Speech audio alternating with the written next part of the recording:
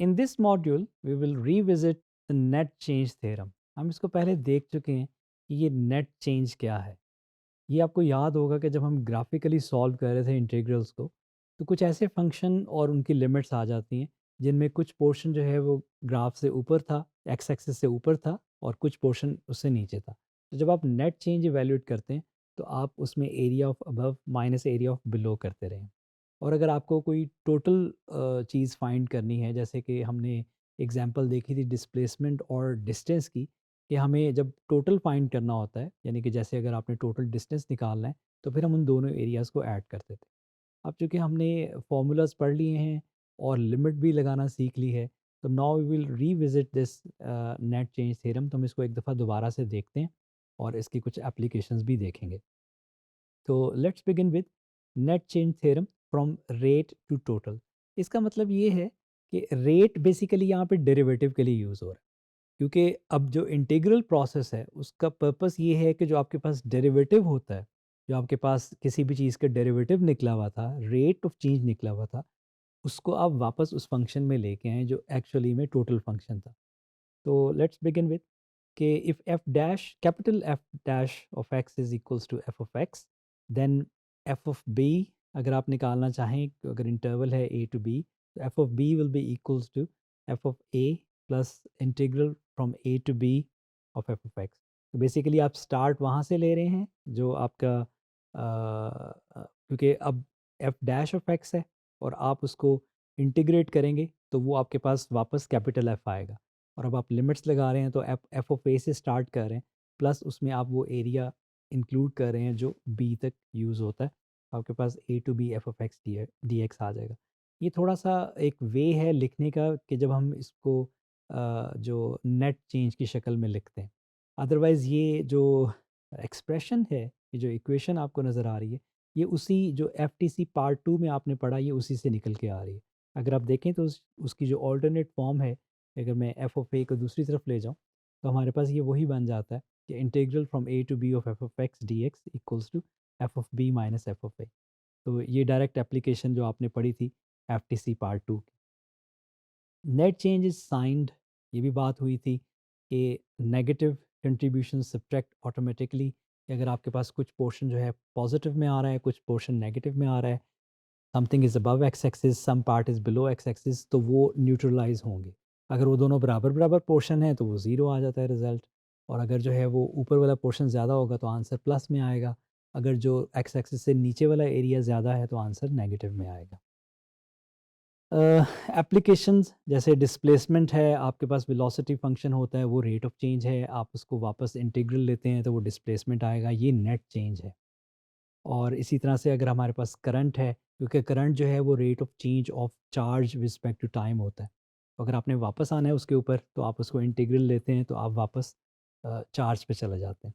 इसी तरह ही अगर आपके पास फ्लो रेट है तो उसको आप इंटीग्रल लेते हैं तो you can go back to the volume of some container और वट एवर इट इज़।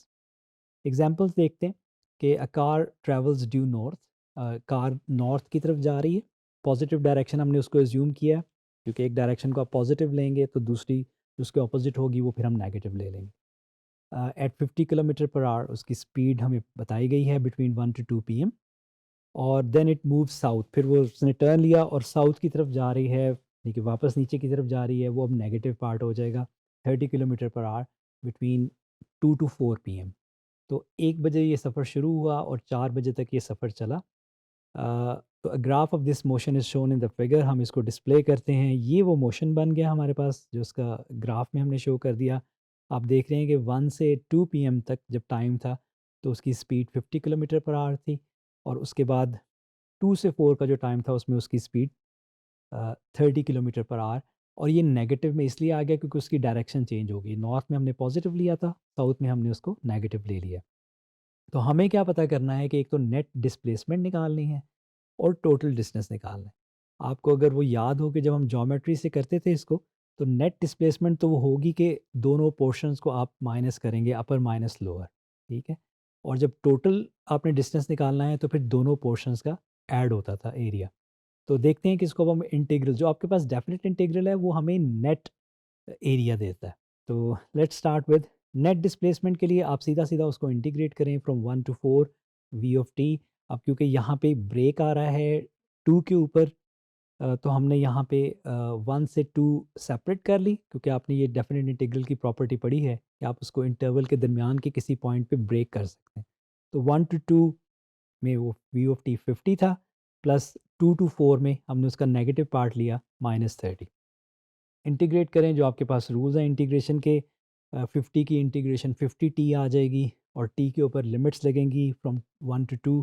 इसी तरह ही -30t आ जाएगा और t के ऊपर लिमिट्स लगेंगी 2 to 4। And then you put the limits upper minus lower. तो ये हमारे पास जो आंसर आता है वो -10 आता है।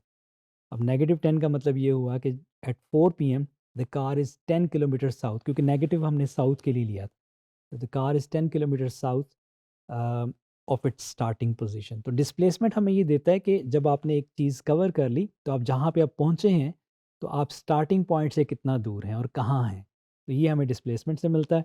टोटल डिस्टेंस ट्रैवल्ड में हम उसका एब्सोल्यूट वैल्यू ले लेते हैं। हमने दोनों एरियाज़ को इस दफ़ा ऐड करेंगे, तो हमने दोनों एरियाज़ को हमने देखा कि वो -30 भी हमने उसको एब्सोल्यूट में ले लिया। दोनों इंटीग्रल्स को अब ऐड कर रहे हैं, क्योंकि total distance means total area. तो हमारे पास आंसर्स हमने वही जो हमने यूज़ किए थे वो पिक कर लिए, 50 + 60, और इस दफ़ा वो 110 आ गया। तो 1 से लेके 4 PM तक जो उसने टोटल डिस्टेंस ट्रैवल किया वो 110 किलोमीटर था। एक और एग्जांपल इसमें देखते हैं कि particle moves along a straight line with velocity 4 - 2t, ये मीटर पर सेकंड में है, और ये t यहाँ से 1 से लेके 3 तक, ये जो हमारा इंटरवल है वो फ्रॉम 1 to 3 है।